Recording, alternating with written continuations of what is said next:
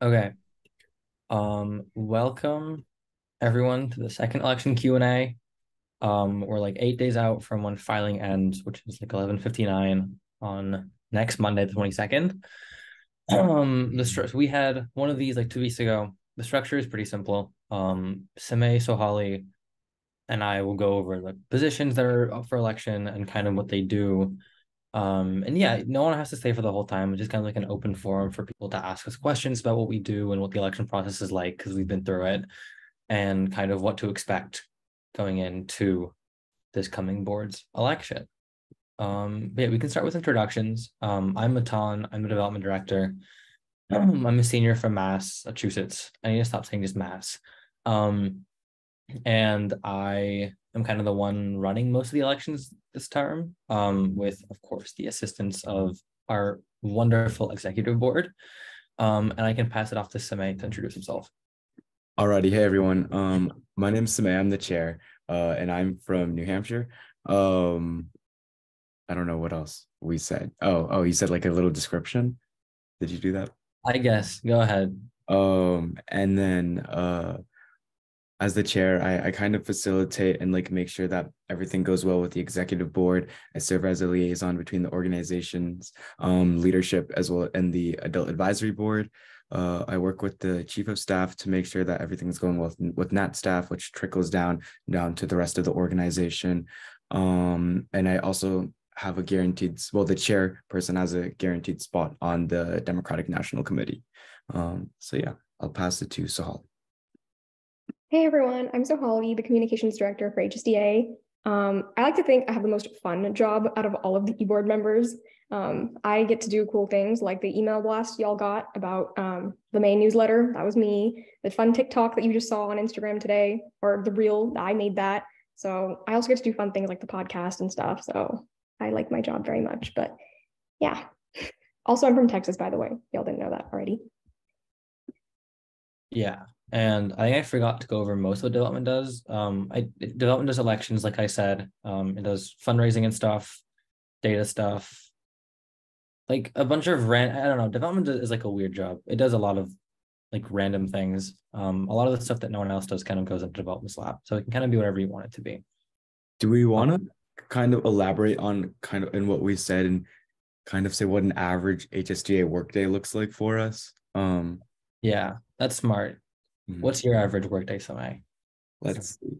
Um, so the chair position is, I'd say, kind of disconnected from HSDA because of the other responsibilities that it has. So I'll kind of just go into it. So being on the DNC, I get Becca might be here in 15 minutes if we're still on. So if anyone is interested in programs, bear with us. But we can also go over that. But back to it. So being on the DNC, any person who's on the DNC because of state bylaws, they're automatically an officer of their state's Democratic Party. So I'll just go into kind of what my past weekend has looked like. So being like an officer of the New Hampshire Democratic Party, we have a lot of cool events, galas, and dinners. So I was able to participate in that here in New Hampshire. I was also able to bring Matan, which was really cool.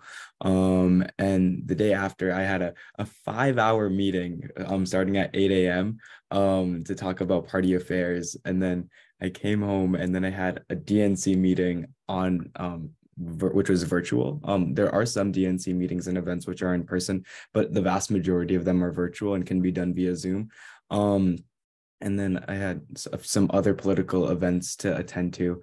And then in the evening, I had to deal with some kind of summit issues. Well, not issues, but summit item points with the adult advisory board, which is always stressful working with them, to be honest. Like I have to be so transparent with it.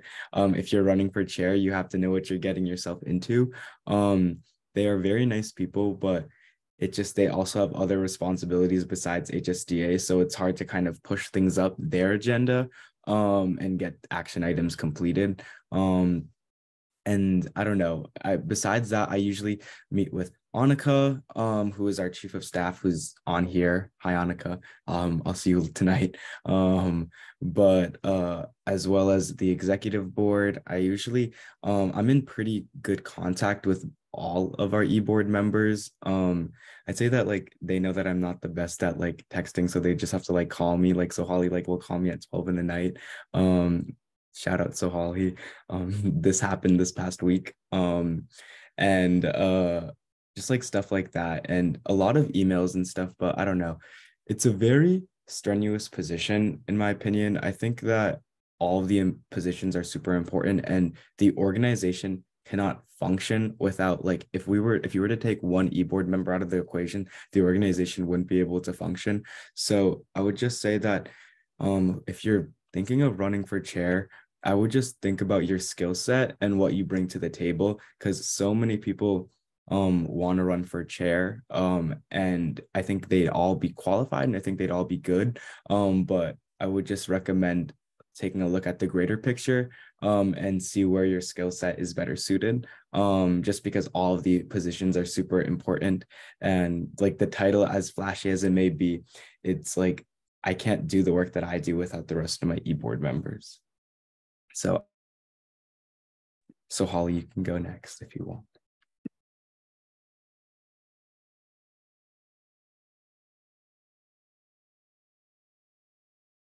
So Holly. Matan, can you go next? Oh, okay, sure. So development is kind of, I don't know, I always call it the weirdest e-board position because no one can really like define it. Like it took me a really long time to kind of figure that out. But it kind of is like, I'll say off the bat that it's a really nice position to be in if you haven't been involved nationally before. Like I got elected to development having never held a state or national position. So it was a very like good transition to like national work because you get like you get involved with like a lot of things in a lot of different ways. Like there was a really long period of time until we got Nat Stuffers and I was like, I can't do this anymore, where like development handled like all of our expansion stuff, all of our like fundraising and stuff and finance goes to development, which is so fun.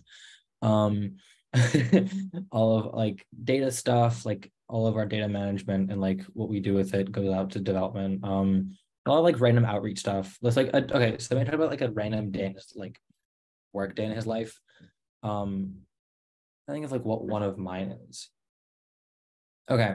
I think like a typical like day in the development director life of like HSDA stuff is like a lot of it will be financial stuff. Like I'll usually talk with Maddie, who's our finance director, pretty frequently, and we'll talk about like upcoming donors who are considering donating, people we might reach out to. Sometimes we'll talk about like our legal status and like what we can do to kind of transition away from our current filing status with the IRS.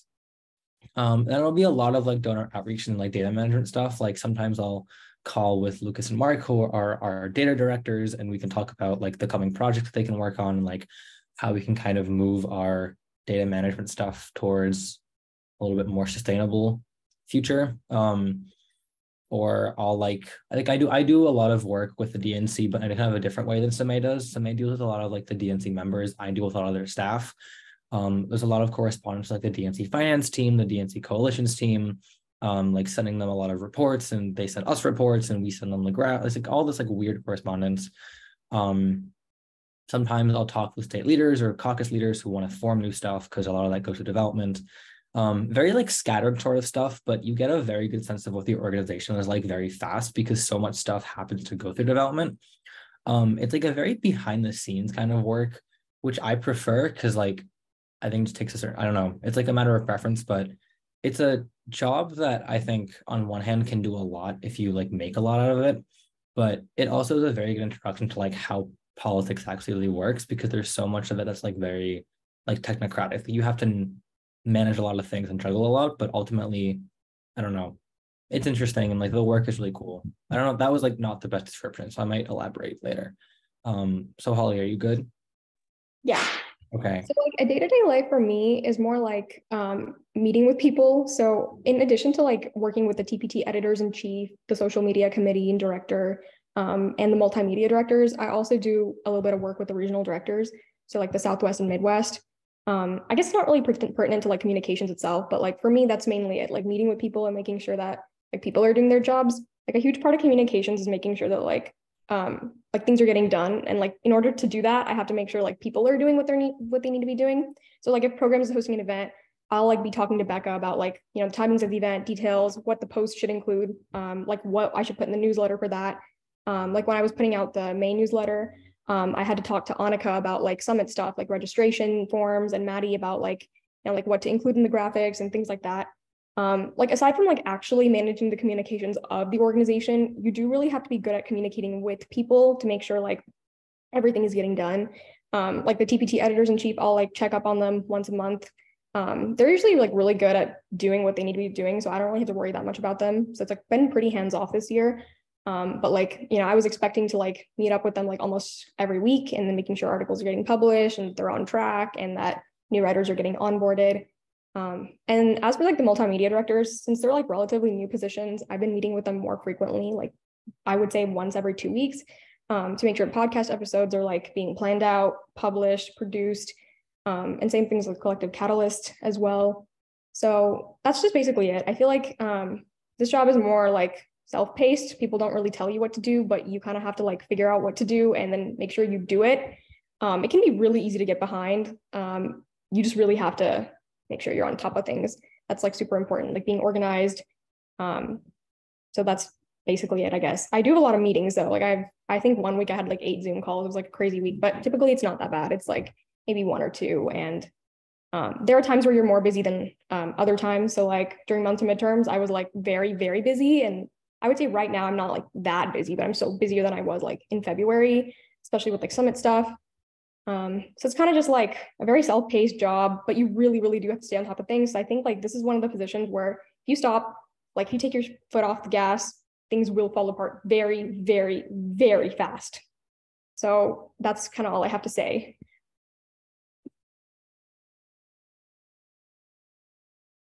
Matan, what should we do next? Because questions Okay. aren't here. Okay, so Becca, I don't know when Becca's getting on, but when she gets on, we can have her talk a little bit about what she does and what her day in the life looks like and what her responsibilities are. I guess in the meantime, we can kind of just open it up to questions. Like that's what this is mostly about. So people can send anyone privately messages, or you can just talk. Yeah, it's just a place to ask about anything, like what we do, what the rules are of the election, anything that might come up. And yeah, we'll just be here. Also, if you have like questions on like the people or the positions that aren't here right now, like we can still answer them for you.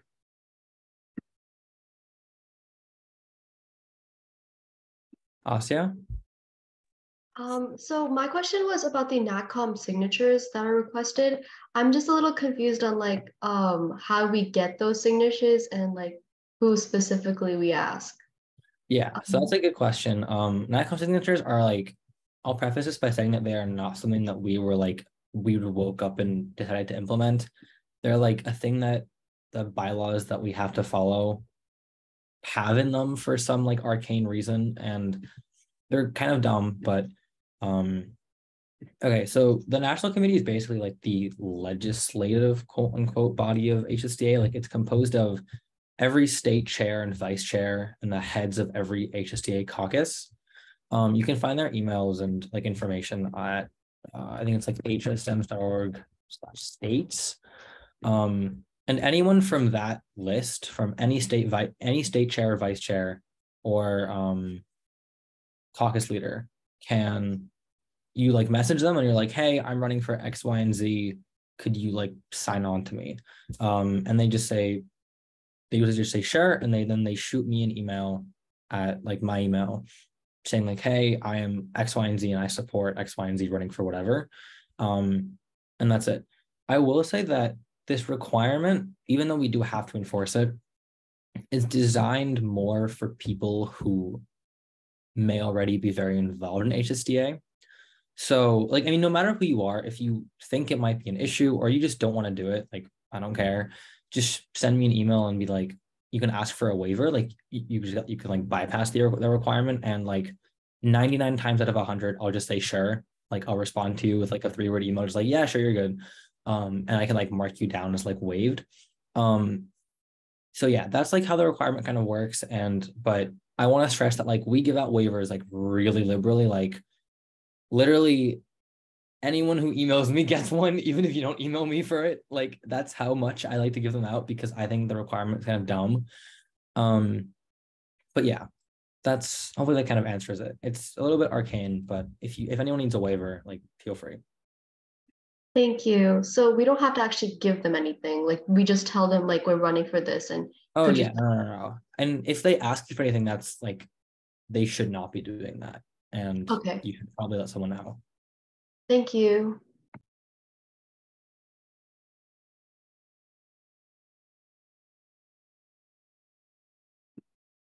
Anything else?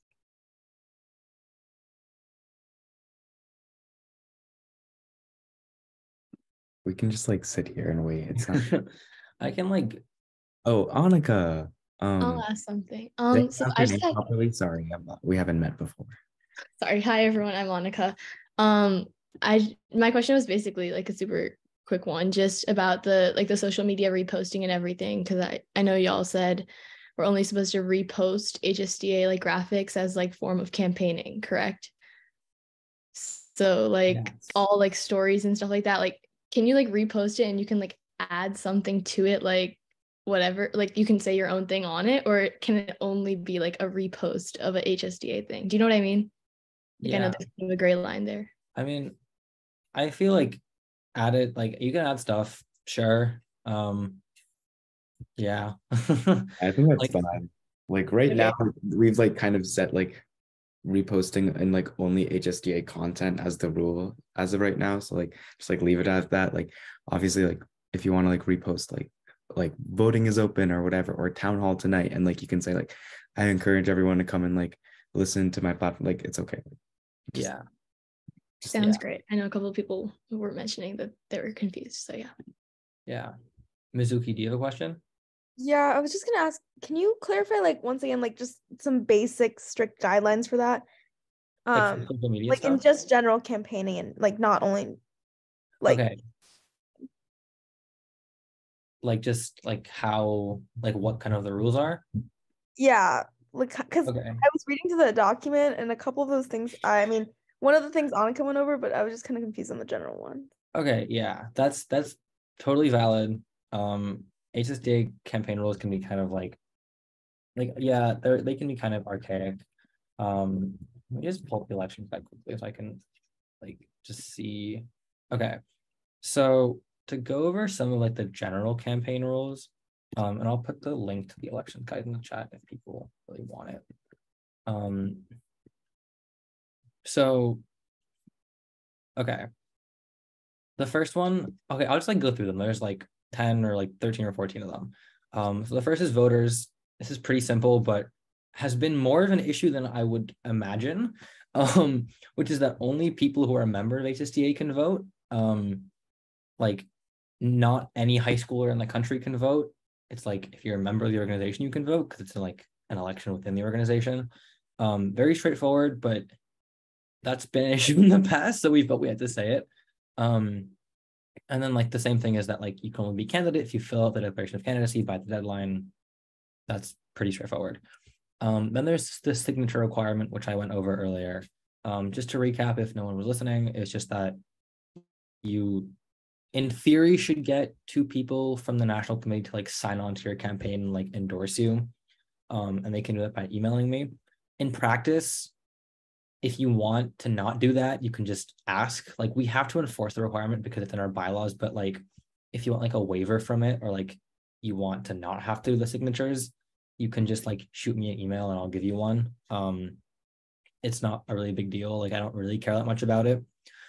And then, all right, the filing for candidacy one is a much bigger one. We don't want anyone to not, like if you want to run, you should run. That's our big message in this whole thing. And so we don't want anyone to like be discouraged from running because like, oh, this person is running or oh, this person might be running, right? So we're really big on like not announcing your candidacy publicly or something unless the filing period has already passed, which is going to be next week. That is a pretty big thing that we try to enforce. And because we have had issues with that in the past where like a lot of people have wanted to run for something and then like, oh, one person who may not have been better or more qualified or whatever announced that they were running, and all of a sudden they're like, oh, I don't want to run anymore, right? And then the next couple are campaigning. Campaigning is the most complex one, but basically it can be summed down to don't make your own websites or social media accounts. Like, don't make a social media account for your campaign. Don't randomly text people telling them to vote for you, because again, that's just kind of creepy. And don't be a jerk. Like, don't cheat, don't slander people, be nice, support your own platform, whatever. That can kind of be how we sum it up. And then everything else is kind of like specific stuff. Like, you can't have campaign stats, you can't like promise someone an appointment for something. The social media stuff, and then like, you know, respect our values, don't be a jerk, whatever. Henry?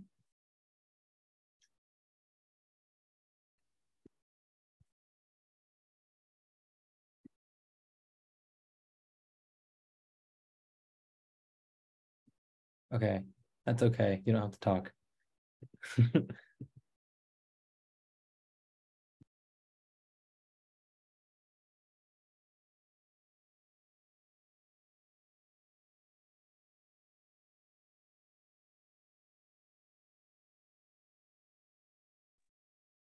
But yeah, just as Henry types up his question, hopefully that was kind of a clarifying thing. And again, if people have any questions about the election rules, please shoot me or anyone else in the executive board an email or a text or something.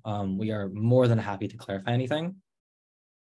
There's also a chance, and I'll just say this, that we might revisit a couple of them once filing closes and campaigning begins.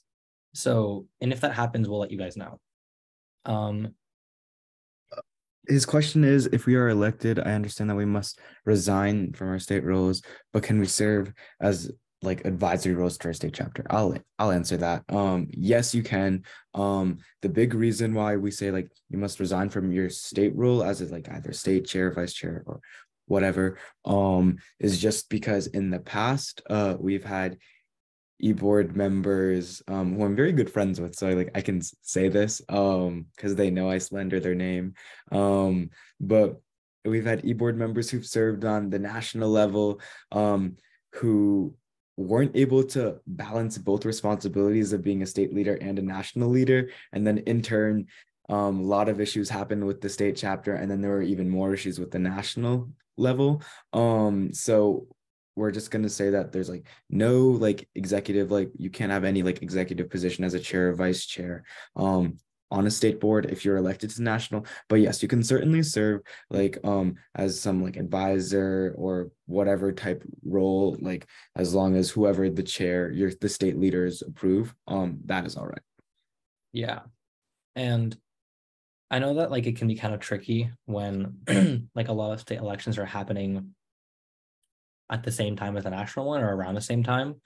There's not much we can do about that, but we do trust that whoever is elected to the national level will prioritize that over a state thing.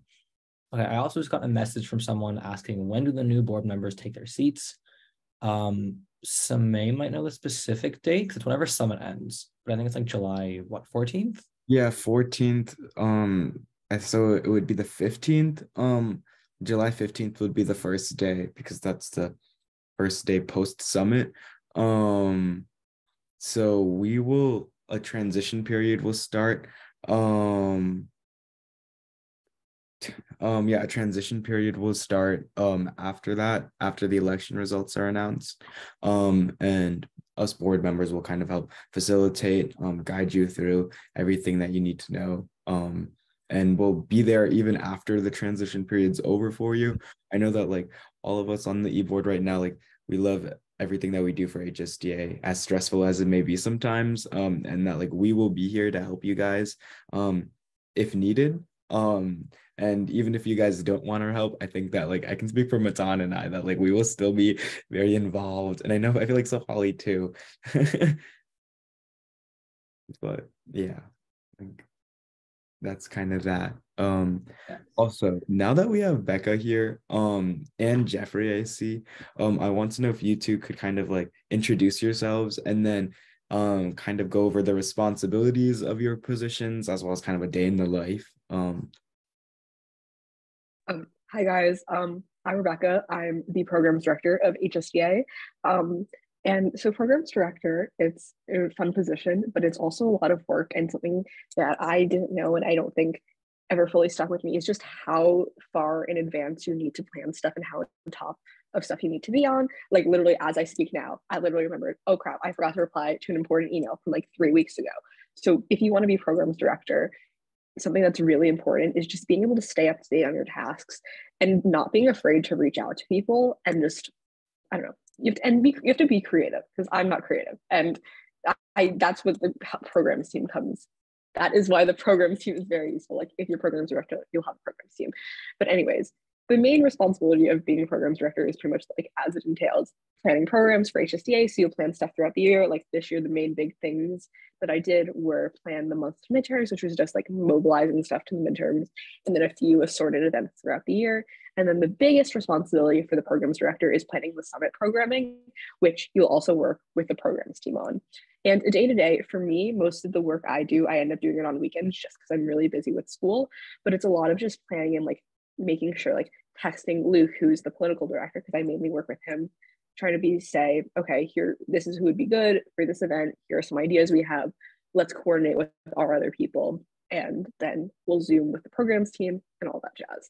So yeah, if you have any more specific questions, let me know. I'm very bad at summarizing things. So that's pretty much it. Jeffrey? I guess I can go now. I'm not gonna turn on my camera. Really sorry, guys. It's a really bad hair day. So that's just it. It's okay. You guys can laugh. You guys can laugh. I'm gonna be walking across the stage in a couple days, but that's a different story. So I know Samay has to wait a month. Just so everyone knows, is that his school doesn't graduate until June, and it's a great thing. Not great, but okay, whatever. So again, my name is Jeffrey Chambers. I'm the vice chair this year. So within vice chair, it's vice chair is a little bit iffy as to exactly what we do, as it's mainly a what you make it job. Because there are two vice chairs, so there is a vice chair, two vice chairs of different genders. I think that's how it's worded. And within that, the vice chair is mainly chair NatCom and all committees that are set up. I don't think we've set up any like extra committees outside of the e-board this year.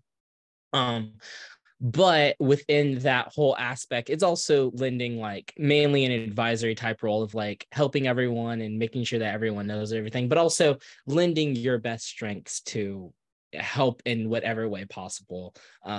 So that's it. I did a terrible job explaining this, but yeah. Okay.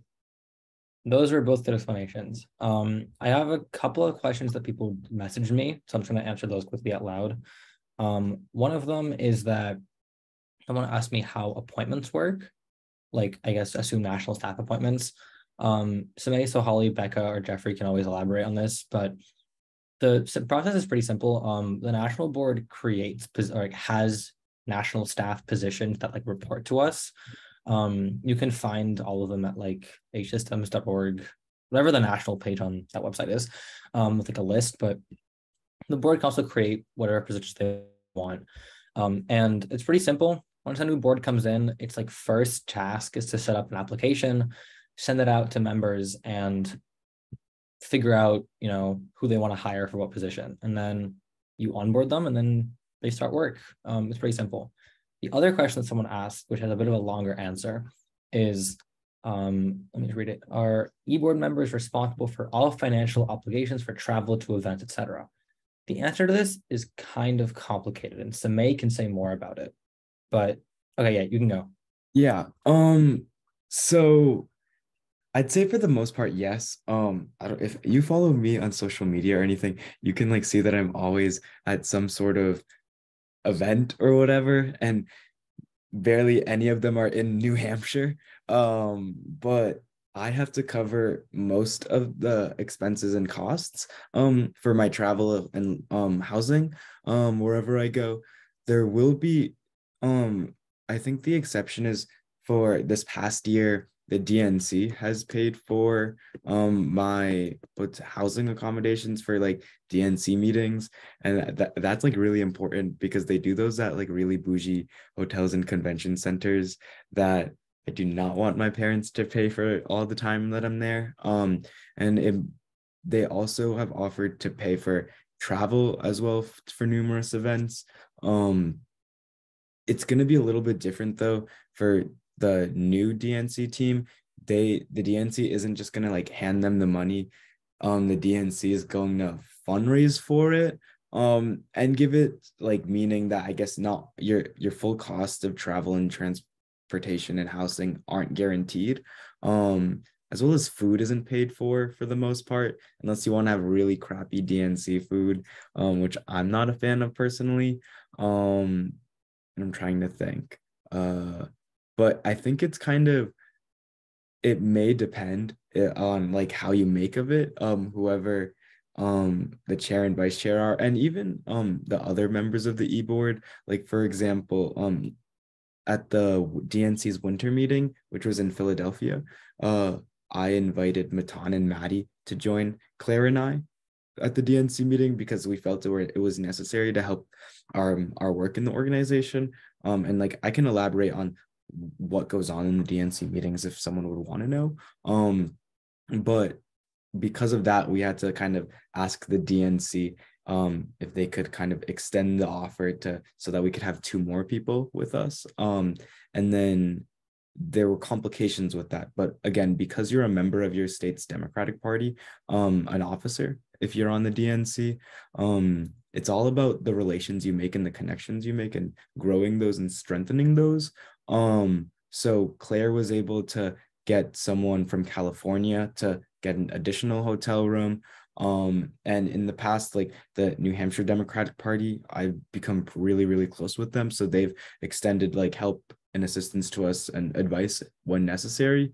But again, it's kind of a little bit what you make of it because it's about the relationships that the chair and other vice chair of the opposite gender facilitate externally. And you kind of get what you put in with it, because if you're not communicating with the DNC, or if you're not like having any like significant relations with them, you're not going to get the help you need, because they're not really there's not much of an incentive. So it might not be the exact same for the future years, but that's kind of how it has been for me, and for kind of us on the executive board this past year. Yeah, and there are a couple more questions, but I want to just add one thing to what Samaya said, which is that our goal this year has been to really kind of push, like, I don't want to throw the previous bar under the bus, but I will. Like, we did not have much coming into this term. Like, we had like no money, we had no connections, we had nothing. And so our goal this year has been to really kind of like rebuild that, and like we fundraised a lot more. We found a lot more connections. Like now, like we have like a designated person on the DNC who we can now contact for anything. And like that's helped us a lot. Like they've offered to pay for part of Summit. They've offered to pay for a lot more that I haven't told somebody about because it was pretty recent. But like they've been making us a lot of like they're like a lot more open to us now that we have like people we can like talk to on their staff. And our goal is that like the board can come in, like the next board can come in and like really build on those connections that we've had, so that like they don't have as bad a time that we have. Okay, it is not as dramatic as it sounds. It's just that like Damon overpromises.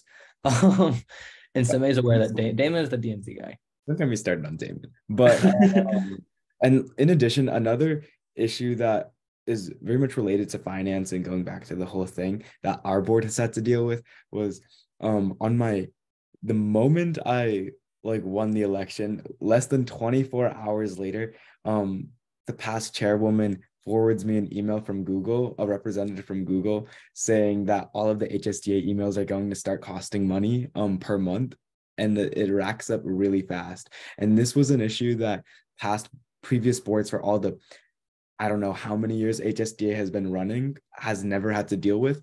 And because we're paying like hundreds, if not thousands of dollars every month just so that the organization can kind of, I don't know, remain connected like digitally through our HSDA G Suites, it has costed a lot of money. And then we've had to fundraise far more just so we're not losing money every month and that we're still gaining money and reaching our fundraising goals for things like Summit and other stuff and just the organization in the long run.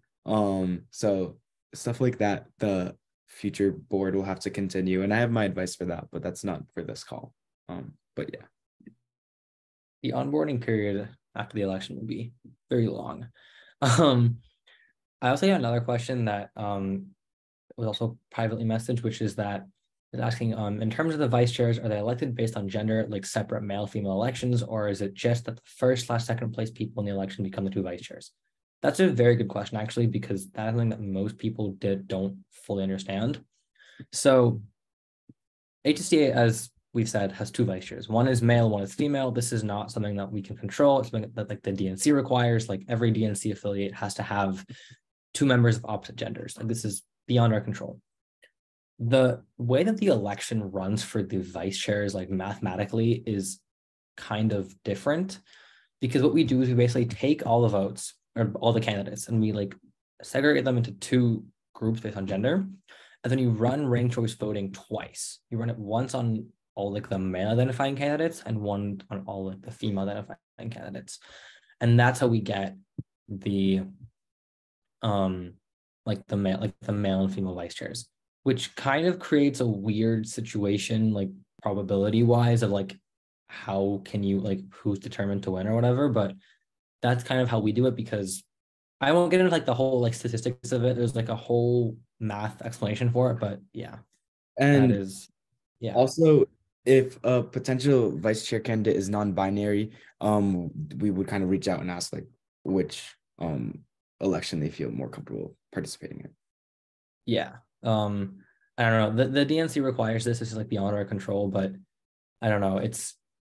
We have thoughts on it. It does kind of feel a little bit weird given, you know, not everyone identifies as male or female, but yeah, we deal with those things circumstantially. Are there any other questions? Okay, how does voting work? Is it ranked choice voting? Yes. Again, it's like a bylaws thing. For every position you'll rank, even for vice chair, you'll just rank people like how you normally do, like first, second, third choice, whatever. And then we tabulate it. So yes, it's RCV. I can say that the vice chair tabulations are always the most interesting part of the elections calculations. Because in the years before we had a really pretty diagram that shows you who got him first, it was mainly just one guy with a really long spreadsheet. And they would be like, I don't know if that formula works out correctly, but you're like, okay, trust the process. Yeah. Because like how it works is that like we run the election normally once, like you run against everyone, and then if the winner is like a male, like let's say that we run the entire thing over, like with everyone in it, and then a guy wins. We'll take out all the male candidates and then rerun the election to see who the female winner is. But then that adjusts how the voting works because like, or adjusts how we like calculate the voting because then you have to take out all of the male candidates from like the ballots and it's like a whole thing. Yeah. Lucas is automating it though, so that's okay. And Matan, correct me if I'm wrong, but last year what we did was it was the whole thing, and then like that happened, and then like it was a whole separate CSV file that was done for the guys. Yeah. Last year they counted it by hand. Like they dedication. It was solid dedication. It took 3 days to get those results. They like went on the call to announce who won what. And they got to the vice chair and like, okay, guys, hold on, leave the call. I know. And then I end up on a party line with all of the vice chair candidates who didn't because like Claire was announced and that was it. And so it was like me, Waylon, someone else, and we're all calling, and we're all like, well, this is such a fun moment. Like 2 hours that we were all just in the Zoom waiting room. It was hilarious. Yeah. Thoughts and prayers. Mine got announced. So I did not have to deal with that. I had two people running against me, so I had a breeze getting announced. Okay, when does the application for appointed positions come out? Or are these positions usually pretty competitive? This is up to the next board. I can't like talk to when they could do it in September. They could do it in July. I would expect July or August. And there's a competition.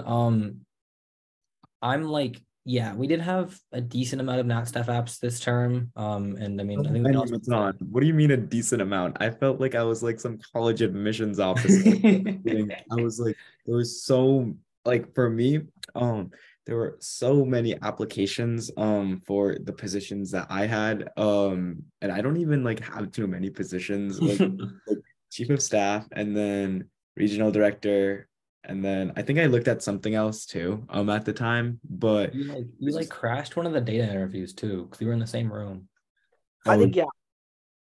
I think my peak moment was like emailing my people on the airplane, and that was pretty much it. Yeah. But I remember I had to do half of my interviews on the train back home from DC because and it was just so bad because I'm like couldn't talk loudly enough and I had to get it through everybody, but I'm also like I couldn't have scheduled it any earlier. Yeah. For reference, we all went to DC around when we got appointed and we did all of our interviews together. But Samay, go ahead.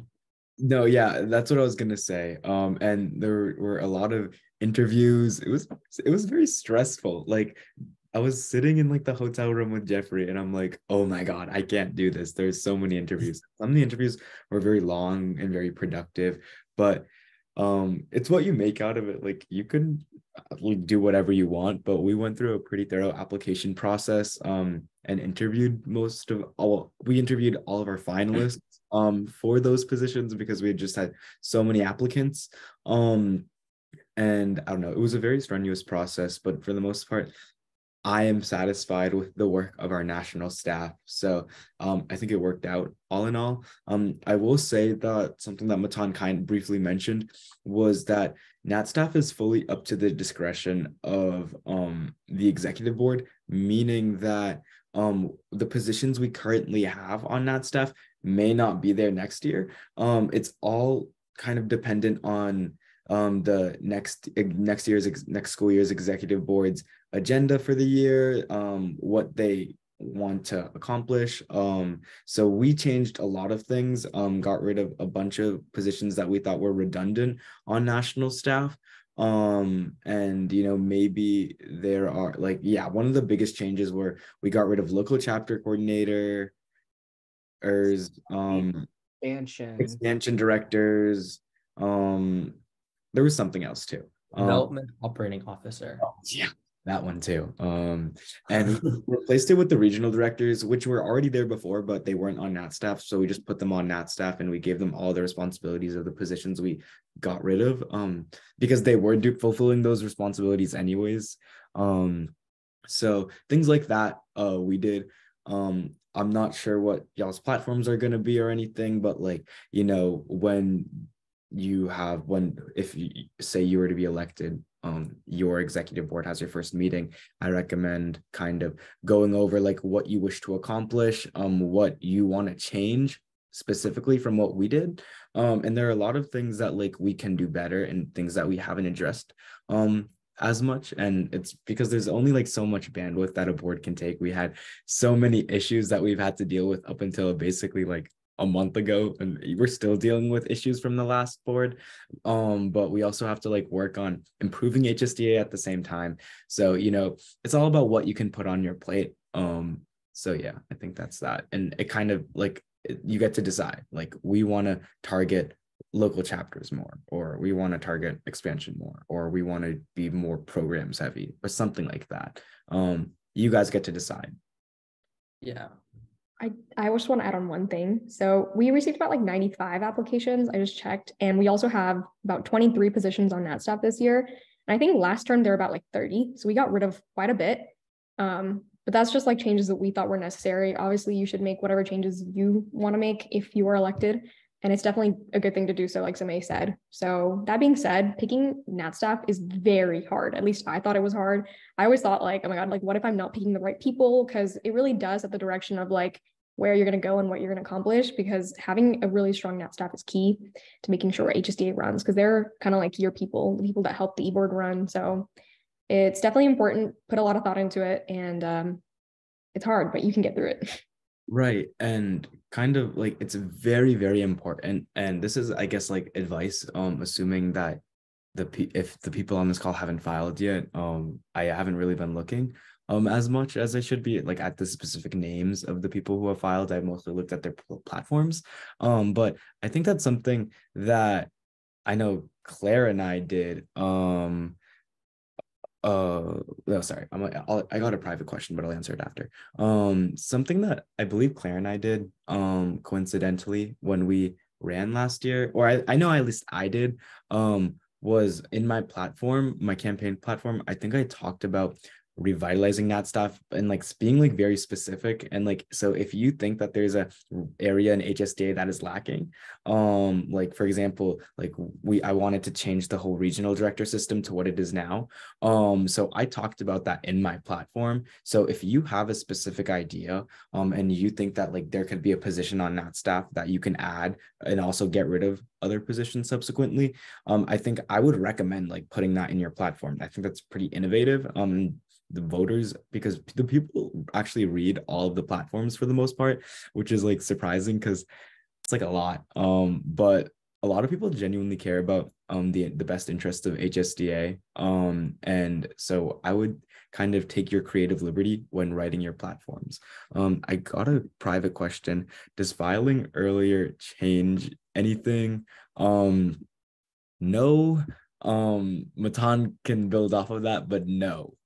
Not in the slightest. Like we don't we don't make anything based on that. We don't contact you based on that. I think that the only thing that it might help is like if you have like an issue with your application, like or like your eligibility, maybe we can like, reach out to you earlier. But like even then, I mean, there's like I don't know. The only issue that I think could come up is like a signature one, but like we don't really care about those.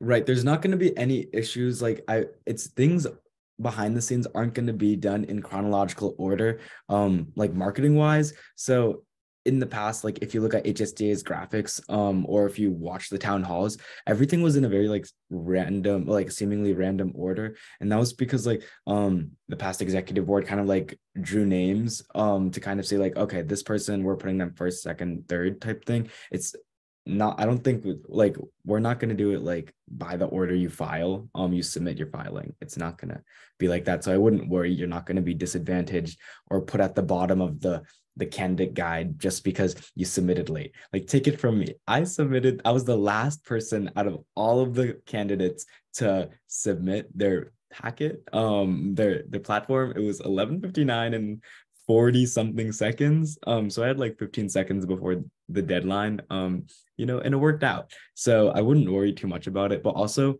take it from me, please don't procrastinate on them. You don't want to. Yes. Yes, please don't. Like speaking of filing, only 5 people I think have filed so far, so don't wait till the last minute. And also, I think I probably did it maybe like 20 seconds before some A. But I'm telling you, it was a very stressful night.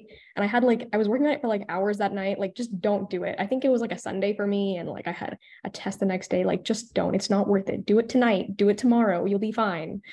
Like, take a few days because you're not gonna be able to like come up with everything in one day. Like, creativity just typically for most people does not work like that. Yeah. And not that it means anything, but like we'll be less annoyed with you if you submit it early. Because we talk about things behind the scenes like very often. And like we have an extended e-board, so we open our e-board meetings up to a few NAT staff members. So Annika, she's usually on our NAT staff, our e-board calls, but we always kick her out whenever we talk about elections. And we're like, look at this person, like they filed early. And then we're like, oh, I think that this person's gonna submit at 11:59 on the last second. So not that it means anything, but we will like you more if you submit earlier. It's just good to be on our good side. Not that it'll do anything, but yeah, it won't. But I will add to Sohali's thing. I think there have been 5 or 6 people who have formally submitted everything to me. However, the amount of emails I have gotten of people like, oh, I'm running, but I have X, Y, and Z questions, or the best ones are people who like this. I have gotten signatures for people who have yet to file, and I have a running count on like a spreadsheet. I ever like the entire e-board has access to this, like the actual e-board. And it's like the count of people who I know are running or who I just like based on their signatures are gonna run is, I think, I won't say the number. I don't want to set expectations. It is a little bit higher than 5, but if you haven't filed, I still know. We still know. And also, don't be surprised, like, or be surprised, but when you guys like talk or communicate behind the scenes, just don't do it because we know about basically everything.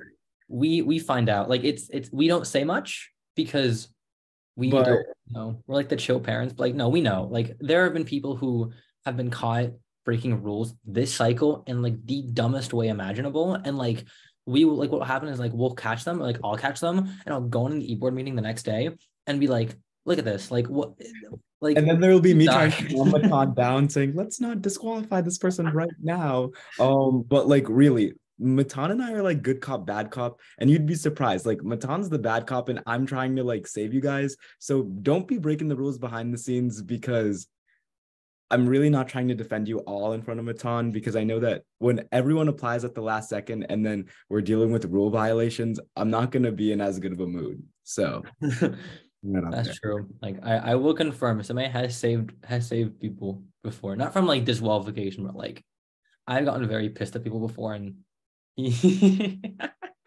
Go Matan, not from disqualification. Let's go with that. yeah. Okay, so answer some more questions. Our voting numbers for elected petitions usually in the hundreds or thousands. I am not going to answer this because I don't want to create expectations for anyone. All I will say is that they are higher than you would think, but lower than, like, I don't know, we're not like a state, you know. Yeah, I'm not just file irrespective. And are there any exceptions at all in terms of membership length required to run? No.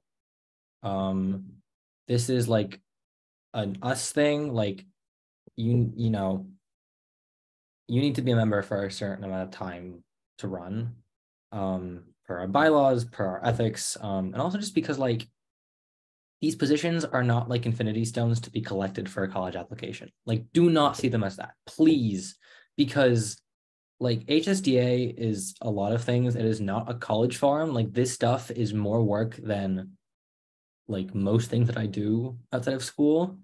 I promise you, like, this is not, you know, do this because you care, because you have an issue with the organization or whatever. Don't do it because you want to put it on your Common App, because let's talk about this, because we talked about it in the last Q&A, because I think it was brought up a little bit. But yeah, kind of building off of what Matan said, being on the HSDA National Executive Board is not your ticket to get into whatever college that you choose. There are so many people that lose their elections and then they'll get into every single Ivy League and like not amazing schools that aren't Ivy Leagues. And it's just, it's kind of awkward because I'm wearing a Dartmouth crew neck right now. But I think it's all about what you make with the position, and that's with like anything. There's so many organizers that we work with in different scopes besides HSDA, and in HSDA and high schoolers that just don't have high national positions. But colleges do not care about the title that you have. It's all about what you do with the position. So if you're a local leader but you're able to have a mass voter registration drive that brings in so many people and makes more of an impact, or you're like, that is more important, because we have so many leaders in HSDA, and it's like my biggest pet peeve, and the rest of the executive board knows, because I loathe it so much. So don't be this person that applies or files for national board and has a plethora of HSDA positions under their belt, but you did nothing with the position, because people will see that. I don't know. The voters will see that. It's very easy to tell that you've just kind of like added stuff onto your LinkedIn, but you haven't actually done anything with the positions. We don't want anyone like that on our executive board. So if you are like that, I'm telling you, don't file. You're unlikely to win. In the past, we've had members, not like specifically in this past executive board, because I know we've been alluding to them a lot, but like just in HSDA years prior, we have had issues where people are just there because they want to boost their resume, and they have never succeeded. Not one of them has succeeded, not only in like their ambitions with college admissions, but they've also tanked the organization with them. All 6 of us are so passionate, and even included with our extended e-board seniors, we are all so passionate about the work we do for HSDA, and we care so much for the organization. Hence why we've been able to make a lot of progress and fix a lot of the mistakes of the past board. So if you're doing it for college, don't. It's just not going to help you with your college, and it's not going to help the organization. That was my. Or if you have like some long running ambition to be president, like this is the world of politics. Like everyone and their mom, like we all know someone like that. I cannot stress this enough. And this is like, yeah, this sucks to say, I'll say it. You will not become president if you are on the HSDA executive board. I cannot believe I have to say this. I have had this conversation. Please, like, this is not like run because you care, not because you want to see this as a tool. Like, I swear to God, we can tell. Like, we can tell when we hired Nat staff, we could tell when we interview people, we can, like, it shines through. Please don't be that person. Also, random fact, I think ironically that the only like president that has ever been involved in anything was probably LBJ. I remember hearing that from somewhere. And that was like 60 years ago, guys. So And HSDA was founded like 20 years ago. So even he wasn't an HSDA member. Also, just say, sorry, Matan said the president thing, it bothers me so much. Like, it's my big pet peeve. Like, somebody has his, this is mine. Because it just shows, at least to me, and it like, if it shows to me, it shows to other people too. It shows you don't actually care about HSDA. It just shows you want to have the power within HSDA. And, like, you don't want to actually do anything with it. So, for God's sake, please don't say you want to be president. I also think Please. it's funny. I think it's extremely funny when people say, because it's just like, yeah, I want to be president. But it's like, let's be honest here. What are you going to do about Pennsylvania, Georgia, Wisconsin, all those states? You can't just be from, I don't know, Arizona and make it work. No shade to anyone who may be from Arizona. I'm not sure where you guys are from. But yeah, that's our do it brand. because you want to do it. And if you're in it to build your resume, or if you think you're going to become a politician from being a leader in HSDA, don't do it. We already hate you. No, I'm kidding. Like, we're really nice people. Don't be scared of us. We love all of you. But yeah, and also, like, going back to my pet peeve, if you show up to these town halls, and if you're one of those people, and I don't recognize any of the names on here as people that were to be these resume builders but do nothing with the positions, but if someone shows up to the town halls and says that they've been doing so much work with X positions X, Y, and Z, I will be fact checking in the comments whether Matan likes it or not. We'll have one of those like CNN like live fact checkers or something. Like I will be Caitlin thing. Collins. I call dibs on Kornacki. That's it. I call dibs. HSDA election night, which is a good time to shout out that our elections are June 12th to June 22nd. 10 days of voting. Don't miss out. And in the past, voting has been for like a month or like 2 months or something. And we just thought that's really excessive and extra for no reason. People are going to vote in the first 2 days and the last day. So we're shortening it. Some board members wanted it to be 1 day for a few hours. Some wanted it to be how it was before, but we found it to be a good compromise to say 10 days. You don't need more than that. So. And I also believe that since my birthday is smack dab in the middle of that voting period, it would be a great birthday present if you all voted. Please. Since we're talking about pet peeves, I just want to quickly mention mine. Also, I agree with everything that everyone has said. If you want to be president, that's great, but just like, no, we don't need to know that, like you can. We don't want to know that. Yeah, you can announce that in like 2040 and maybe we'll vote for you, but not right now.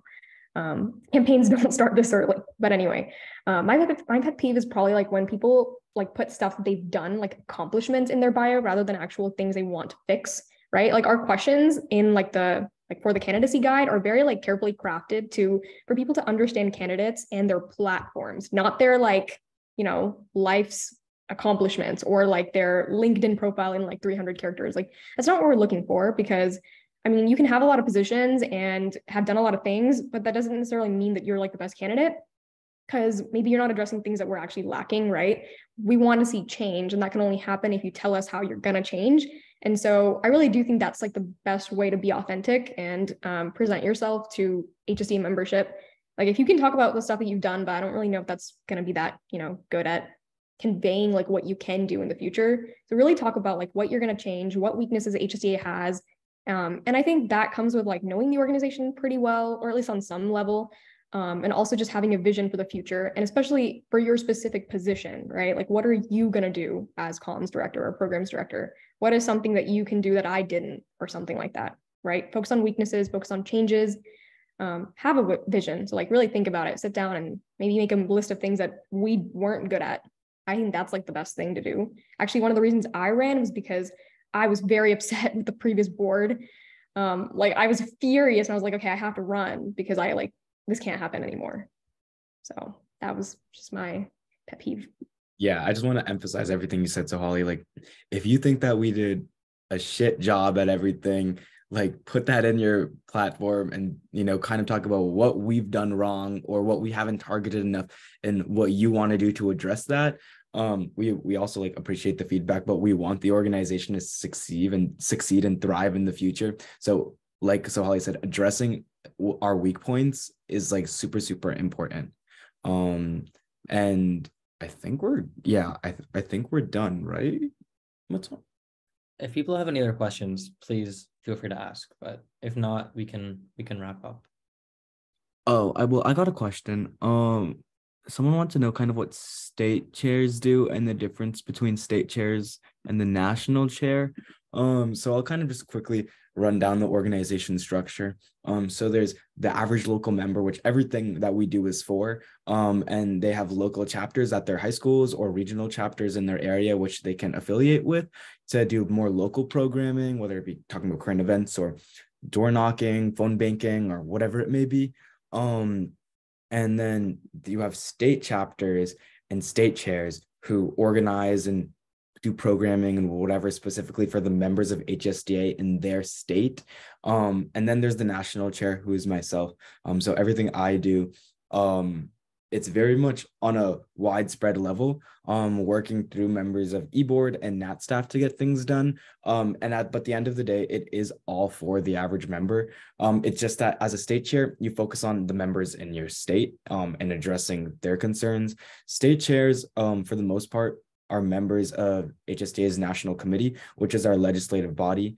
And they can kind of indirectly work with me, but I don't really interact as much with the state chairs. But my interaction with state chairs is when I reach out to them, kind of asking how things are going in their state, what national can do to help them, things like that. And there have been many instances in the past when a state chair has reached out directly to me saying, I have this concern, or we need help with XYZ. Can you guys help? Can we set up a meeting and things like that? So in the past, that has happened quite a few times. So I've had no hesitation to be there for whoever's needed. But again, a state chair's scope is in their state specifically. And then for me, it's for kind of everyone. But yeah. Okay. If there are no other questions, we can wrap up. Thank you all for coming. And also those who left. This is again recorded. We'll make it available at some point or in some medium in the next couple of days. And yes, and I want just to reiterate, if you have any questions about a specific position, please email the person who is in that position, like Samay or Sohali or Becca or Jeffrey or myself. If you have an election question in general or just confused about something, you can email me. Or if you want to email the board overall, you can email hsda@hsms.org. Thank you so much for sticking with us for this past hour. Best of luck in your elections. And file. Remember to file. File soon.